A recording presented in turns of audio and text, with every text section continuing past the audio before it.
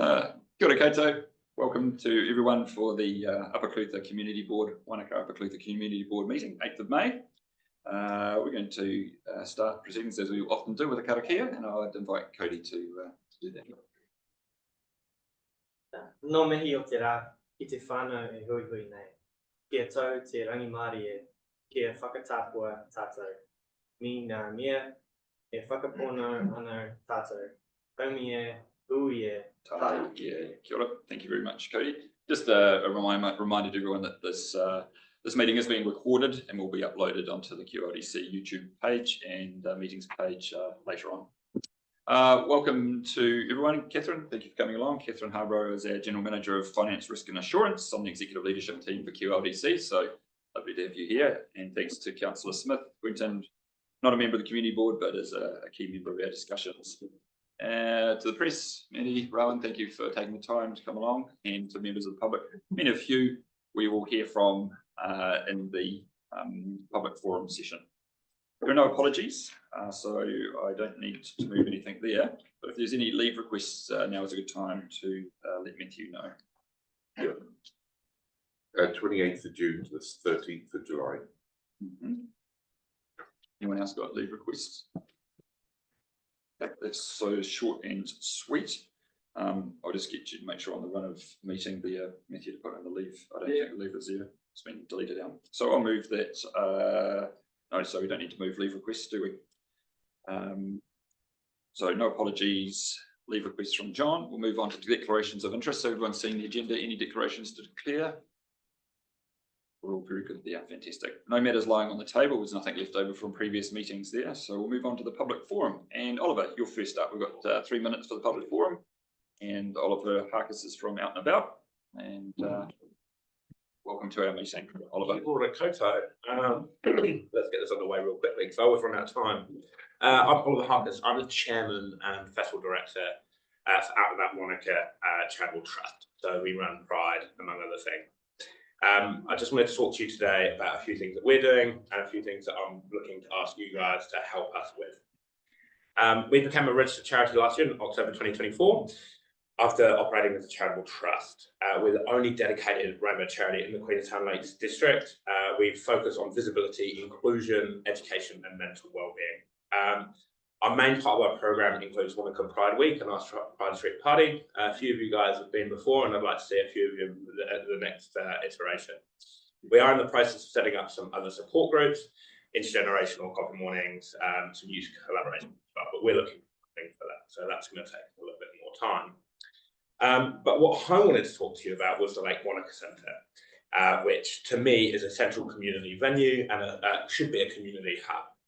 But I personally don't believe it currently reflects the diversity of our community or meet the modern accessibility and performance needs of a town of Wānaka's size. Whilst we talk about your agenda, I see on the Chairman's report, Chris is going to give you a little bit of an update or has updated you about the Arts Centre. In the long-term plan, there's no money for it. So let's get a short-term gap and look up the space that we currently do have in the centre of town as a community-focused venue. So what I'm looking to ask you guys is maybe work with us and work with some of the other groups I work with. I was here for Yummy over the weekend. I saw Cody. I do a lot of volunteer work in town. And with all of these groups, we all look at the centre as the same. Look around the room. Is this an attractive place to hold an event? Is this an attractive place to hold a meeting? Yes, most probably. Things like the foyer and the presentation of the foyer. Yes, I understand there is the need to say thank you to the benefactors that originally put together this building, but maybe it's time to update it to some more community values. Do we need a moosehead from the Yukon as you welcome yourselves into the Lake Wānaka Centre? Probably not. Maybe let's work together to look at that and make it a little bit more diverse and reflect our current community needs.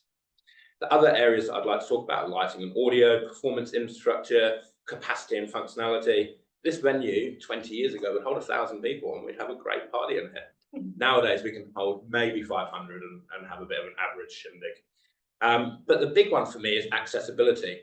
We don't have a disabled toilet in this venue and we don't have a stair lift or accessible pathway to the upstairs mezzanine or to the folks room, which for us means for Pride being a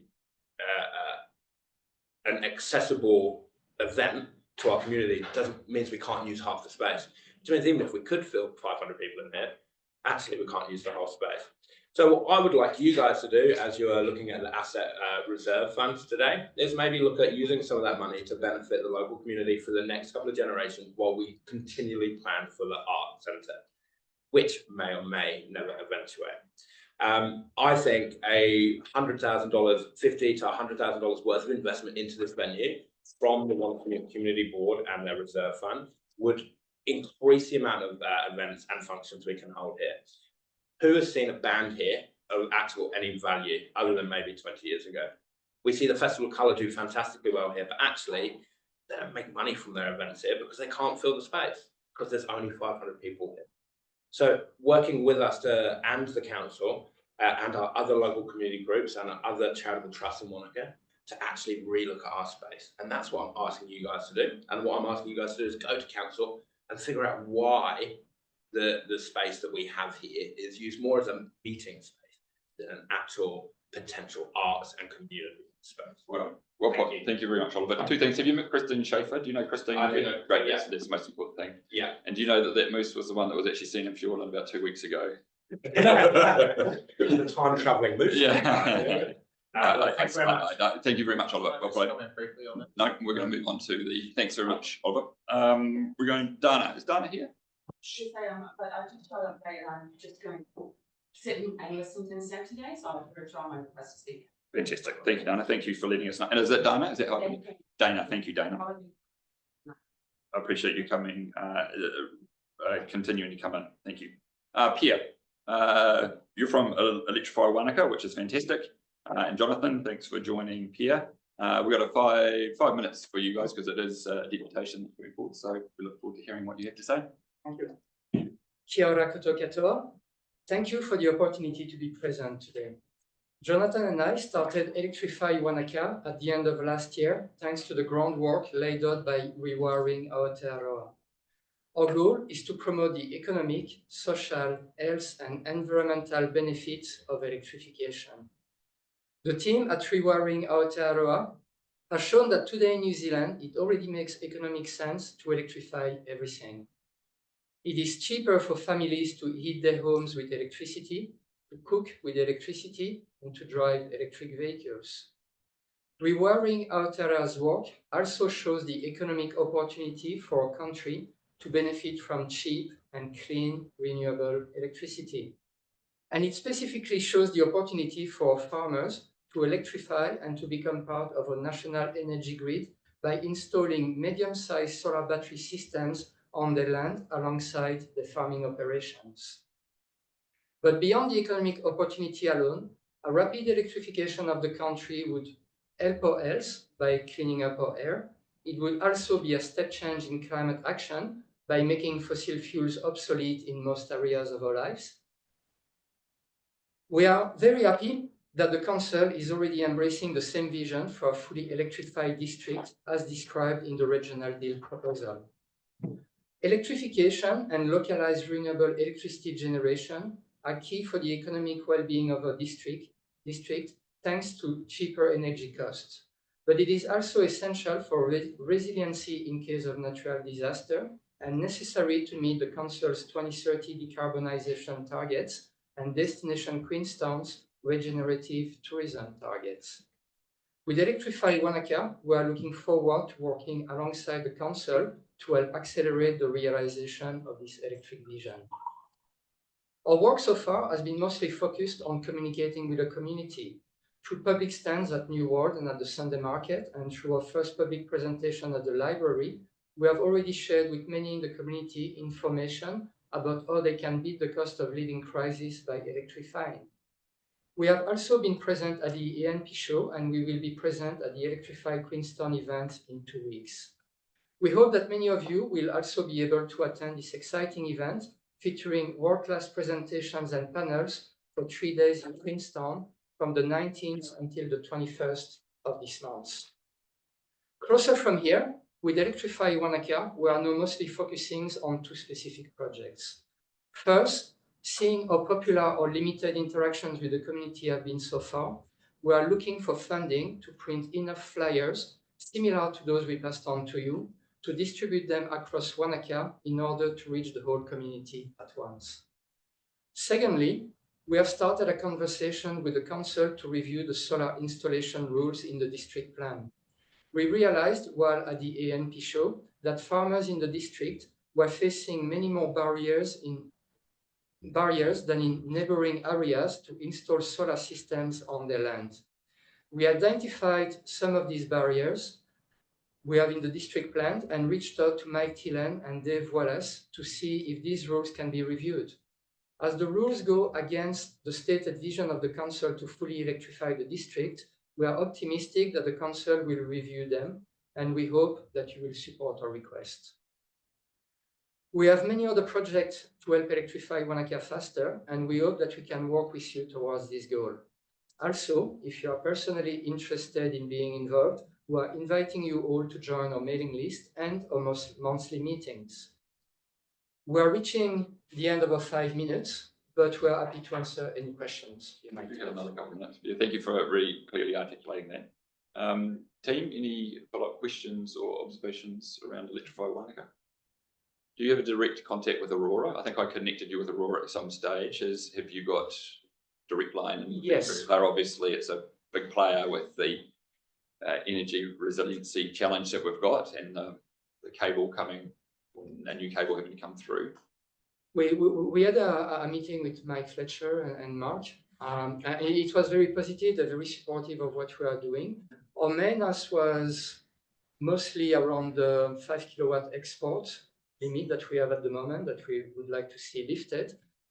They have mentioned that they would be open to supporting pilot projects doing that. Our proposal, Jonathan, has been working with Octopus Energy on their zero bill project. And if we could get one of these zero bill zones in the region, they would be open on lifting the limit. I'm thinking about the council. There is a lot of social housing development going around here. If you guys could work with the agency working on that and see if it was possible to put solar, it makes so much sense for social housing to have solar and no export limit. Are you speaking to Queensland Lakes Community Housing Trust? We haven't yet, actually. So you need to, and I can make a connection. So if you send me an email with Julie, because they are just about to start building the units on McDougall Street, it's a transfer too of the land from QLDC to the Housing Trust. So I think the time is really right for that. Also, they're redoing the current units that are on the corner of, what is it, McDougall and TMB, is it? Upton. Yeah, so any other questions or comments? I just wanted to share whether Jonathan could give us a very brief thing on the zero bill. Yeah, so with the cost of energy calculated by Wānaka, 6 cents a kilowatt hour if you take the energy off your rooftop solar yourself versus 35-40 cents from the grid. It's a cost advantage for households to install solar. If that house is all electric and you have smart tariffs and smart management by electricity retailer, they can basically maximize the revenue that's earned from export and minimize the costs of import such that they project ahead and can give a guarantee of no electricity bill initially for 5 years by essentially making enough money in the export in the summer to offset the import in the winter, such that there's zero bill. I recently met with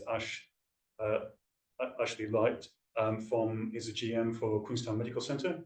They lease a building in Queenstown for 15 years. It's cost effective for them to install solar on the roof and give it to their landlord at the end of the lease. And unfortunately, there wasn't sufficient roof space for them to essentially go zero bills. But essentially, relying. Yeah, I'm going to pause here because some of this stuff is interesting in its background, but it's not directly affecting council or our community board ability. Just a request, if you've identified what you see as the gaps in the district plan, I'm sure Lyle and myself will be interested in that correspondence. So if you can forward that to us. We had a really good meeting with the council planner as well. Yeah, I appreciate that. If we can see it as on the planning and strategy committee, would just give us some oversight to to ask those same questions. Yeah. We will send to all of you a copy of the email we sent to Mike and Dave, Yeah, and yeah. all the information is in it. So I think for the community board, one of the key things we can do is continue to be a facilitator for you, because we're reasonably well connected and help building up your sort of institutional knowledge. So keep those requests coming. Keep up the fantastic work. We'll do Queenstown Lakes Community Housing Trust for you and others. So yeah, let's have this as an ongoing korero rather than just a one-off conversation. Excellent. Myself and Cody, we're actually members of the group, so we keep them there as we go. And, awesome. You're invited to come to all the meetings. Yes. Thank you. Well done, team. Thank you, Jonathan. Thanks, thanks, Joe, for support in the background. Okay, so I'm going to confirm the agenda. We'll move on to that stage of our meeting. Is there any changes that anyone would like to see on the agenda? Otherwise, I will move that the agenda be confirmed without additional alteration. Would anyone else like to second that? Thank you, John Wellington. All those in favour? Aye. We'll carry that. Our last meeting was held on the 27th of March, and the minutes have been circulated. Has anyone seen any changes that they'd like to see to the minutes, or are they as accurate? Are they accurate? Okay. Well, then I'll move that the minutes from the 27th of March Community Board meeting be confirmed as true and correct and without alteration. Would anyone like to second that? Sure. Thank you, Chris. All those in favour? Aye. And we'll carry that. So, Giovanni's not here. No. You're gonna, do you want to sit around? Yeah, I was going to say I could sub in our finance business partner manager. Yeah, so wonder if Alison might Oh, Alison, come up. would you like to? Kelly. Are you being thrown in the deep New. end a little bit here? Yeah. I think what might be easier, Catherine, Yeah. would you like to sit there as if you are? I think so, because I think that's, you know, it's going to feel a little bit more comfortable. So the item one is the Wānaka Asset Sales Reserve Guidelines, a piece of work we've been working on for probably about 18 months now. And we've got it to the final stage, which is really, really exciting. I think we've made more progress, Catherine, since you have joined the team than we had probably in the sevenfold time frame before that. So we do really appreciate how you've taken this really seriously. You have engaged with us and really listened to our feedback, and you've incorporated that. And it's been a pleasure to work with you to get this to the stage. So to you and Giovanni and the team, thank you very much for that. Is there anything before we discuss it that you would like to add to the paper that's been presented? I guess the reason why I was introducing Alison is that her team are the ones that pull together budgets and forecasting. So they will be, I guess, doing regular reporting to you to tell you where you are with your reserve, and then also be part of that conversation when we have that annual plan, long-term plan discussion, you know, what you'd like to do with your reserve. So, so she'll be here with me doing that discussion. Fantastic, and that's November that we're going to reconvene for that sort of forward planning aspect. Cody, you and I have been working on this for a while, so I'll just throw it over to you, Cody, to start the conversation with questions. Questions Yeah, and sure. statements. I feel like, you know, for the procedural matters, like discussions. Yeah, cool. Well, discuss away. Just wrote a few words just to sort of celebrate where we are. I wanted to first thank you guys and thank staff that have been working on it to help shape it. I understand there's always going to be concern or caution around empowering politicians with a new budget, especially now. But I know you approached it with an open mind and open ears, and it's been really great to shape it alongside you. There's often criticism we get with the limited power we could then hold, especially over the recent term of austerity. And it sometimes feels more like serving on a jury or citizens' assembly. A mum once explained what I do to her kid is like Santa Claus with next to no money or else, which, while hilariously accurate, really dampened the joy of the service, this community, but it's just part of the time that we're in at the moment. I think today really shows that not only can the community board be effective, it has the chance to have real power now. Power to use capital raised locally to reinvest directly into this community before that value is lost to inflation or eroded by debt. It's a chance to address the growing deficit in social infrastructure by, for example, reinvesting in third places, communal spaces that are increasingly scarce amidst the pressures of growth. And I'm really proud that before this political cycle ends, this board has created something that aims to be effective, collaborative, and empowers leaders in this community to have a lasting local impact. Well done. Nice, nicely said. Lyle, anything to? I think we worked it through to a pretty good outcome. Yeah. We've been involved when we first got some money off the Sker Heights. The initial ideas on how that would be used, I think it's evolved to a good way forward. Yep. Yeah, I just had one S missing off one of the words. I'll tell you about that. I love how they plant that in to make sure. Yeah, everyone's just make sure read you it. read it. I think I've used it too. Yeah, Well so done. thanks very much. Yeah. Thanks very much, team, and well done. Chris? Yeah, nothing more to add. That's great. Linda? Thanks to everybody for their work and listening together. I'm not sure.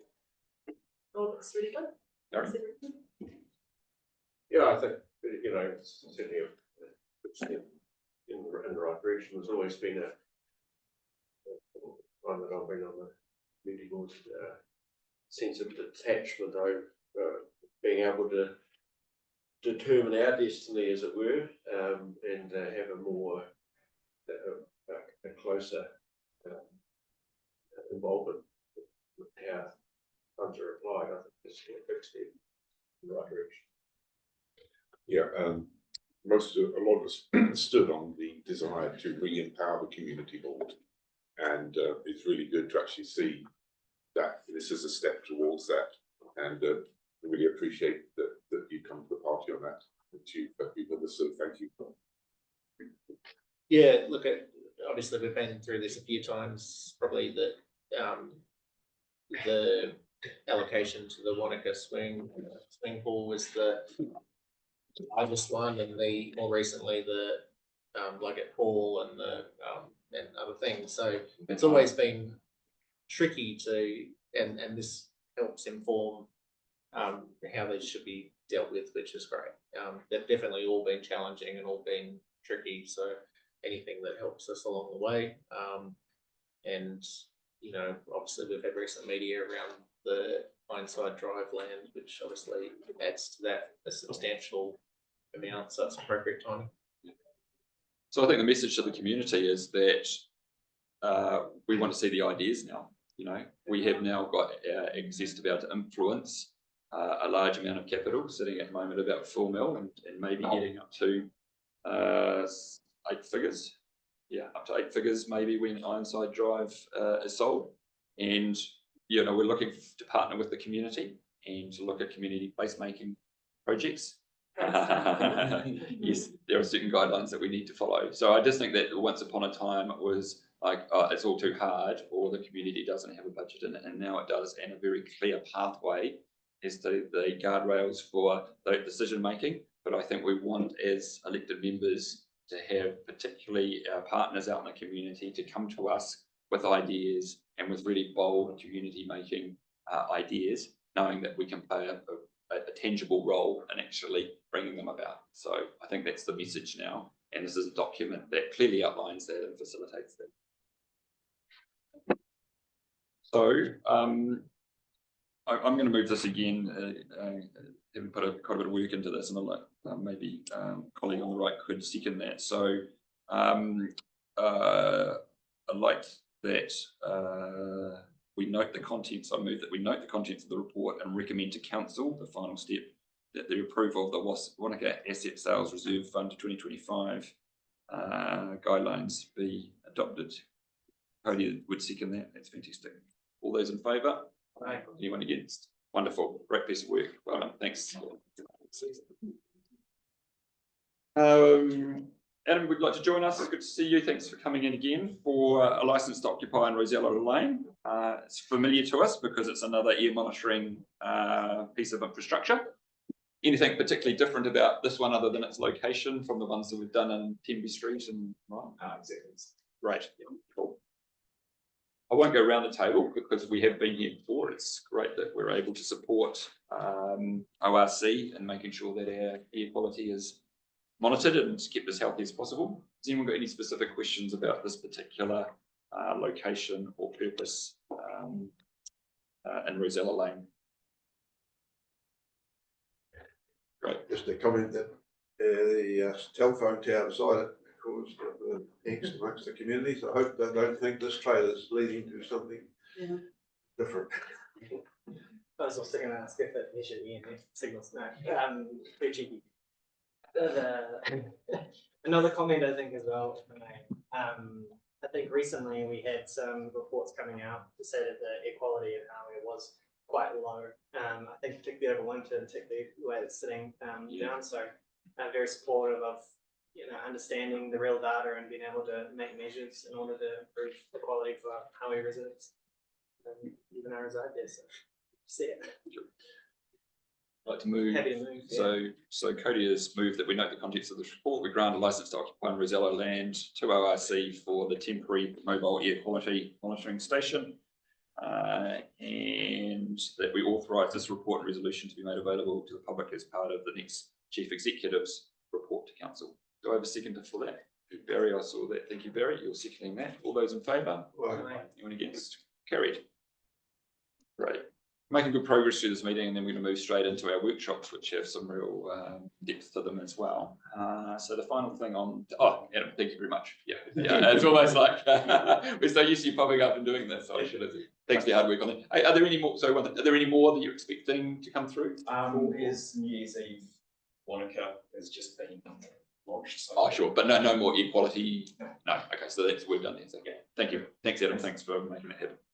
So the Chair's report is the final item, item 3. We pretty much showcase some of the engagement that we've had. Don't want to sort of reiterate this. Is there any other sort of comments that anyone has or like to add to this section? Just add that I've done some native planting with the Mount Barker Residents Association on Falls Road. They're making some of the plants there, and how much I enjoyed attending the Wānaka Festival of Colour. Yeah, it was, wasn't it? It was a great celebration. Hopefully everyone got the chance to participate in that. Very wonderful thing, if I can mention that the Leggett community have been having some major issues with their town of two halves, whereas half of Leggett comes under Cromwell RD and half of it Wānaka. And it's causing a lot of confusion with emergency services and other providers. Where the call centres are assuming, because it's a Cromwell RD, that they should send services from Cromwell or Alexandra. So I'm working with the Community Association on trying to get New Zealand Post to rationalise it so it just comes under the Wānaka RD to save the confusion. There's a lot of time lost with services, including emergency services that are coming from much further afield, and also commercial operators that have call centres somewhere way out of the district where people don't really understand that Leggett is 10 k's out of Wānaka, not 40 or 70 k's from Alex. So if need be, we'll take it to a higher level as well, but we'll certainly work on that to try and get the confusion removed. Yes, I think there might be a story in there to the Chris box there. Yeah, thank you. Yeah, that's really interesting. The challenges for the community there. Okay. Just on your comment about the briefing by Aegis, the consultant doing the input review. Yes. I think we need some of the community associations, a couple of them come to me and asked what's happening. So I think we need to get that timeline like they do out to those key stakeholders, because you get other groups starting to come active again. Yeah. Okay, well, I don't want the process to be misunderstood. Yeah, I'll follow up with Paul Speedy. I think when we had our council meeting, our meeting that we were invited to at council quarters, I think to Aegis's, I was going to say credit, they'd only just been informed. That's right. It was very quick, but yes, that has been some pause now, and we don't want that vacuum for people to start surmising what might be happening. So I will encourage Paul to make sure that the consultants come out pretty soon and let us know what that time frame is, and when the community, most importantly, when the community is going to have that involvement. Okay, cool. I'll work on that. I would like to raise just in your report, I helped with Simon the situation with the Community Association's relationship manager, and just how I feel that was just, well, could have been better communicated to the community people associated with your communities. I feel if in fact you're designated a community throughout your term on the board and you've been working away at 2.5 years, and then, you know, it feels like this sort of lunch, well, actually the chair of the association that I represent approached me to ask me what the actual agenda would be for this meeting and what was the actual expected outcome, and I didn't even know anything about the meeting. So, you know, I think we need to be seen as being transparent communicators, and that was one of particularly my campaign, was to actually be open and transparent and to share these items of when it's an association of a community coming together for a particular purpose, so we don't get that lack of correspondence, if you like. And I think for me, it would have been a good conversation to have with the other board members of other associations to have been included in those discussions and maybe come to the lunch, because, you know, for 2.5 years we've worked with them. Maybe there's some things they wouldn't share with the chair, but they have shared with their representative delegated people. I also wanted to just sort of point the same kind of thing on the Wānaka comment you had recently, meeting with the representatives and beneficiaries of Sticky Forest. Was that a community board representation, or is it a Wānaka representation?